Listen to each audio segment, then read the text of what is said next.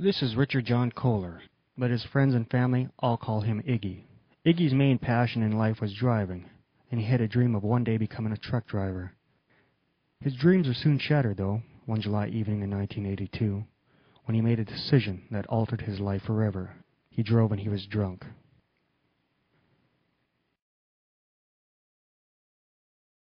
On July 28, 1982, I was involved in a very serious accident that pretty near ended my life.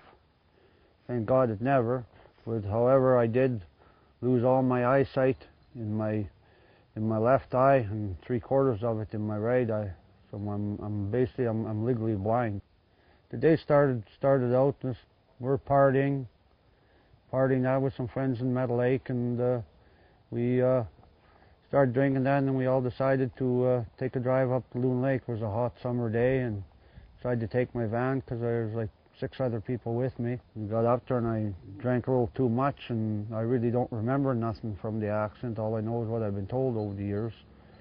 And I was driving like a maniac down by the Jumbo Beach Hill, going down that hill, and I couldn't make the corner at the bottom. I was doing over 100 miles an hour, and I flew out the windshield, and I landed face first in the middle of the highway, and the van flew over top of me and bashed my whole face in.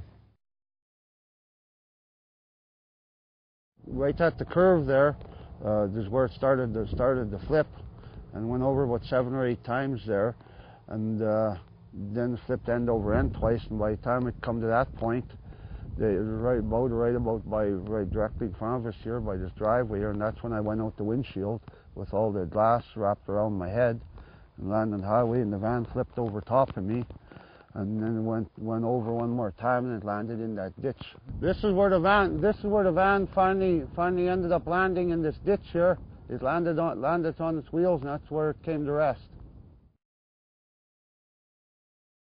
After the accident, Iggy was taken by ambulance to the hospital in Saskatoon. He remained there for 2 weeks receiving medical treatment. When I first woke up in the hospital, I was really foggy. And I went to open my eyes, and everything was black. I couldn't see nothing. I couldn't hardly hear anything. And I reached my arms up. They had a bunch of tubes in my arms. And I reached my arms up, and I could feel they had bandages and everything all over my face. And I could hardly open my mouth because I broke my jaw. And I thought I must be dreaming or something.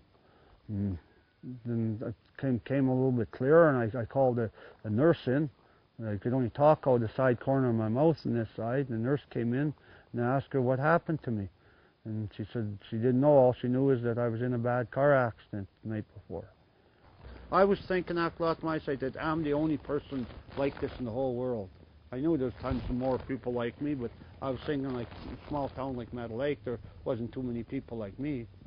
And I figured like there's nobody like me. But when I went to Saskatoon to get an adjusted blind, of course, I met all kinds of people just like me. Some people in a whole lot worse shape than I was in. They live good, productive lives, and that sort of gave me some good influence. Like, hey, if they can do it, he seems happy. He's got to keep the stiff upper lip, as to say. So if they can do it, why can't I? Iggy presently lives in Makwa, Saskatchewan, roughly a 15-minute drive from the accident scene that robbed him of his eyesight. He returns to the scene of the accident every once in a while and remembers a more innocent time when macaroni salad and Kiss records were the only things he was concerned with. Nobody will ever know what it's like to be me unless they've walked a mile in these old boots.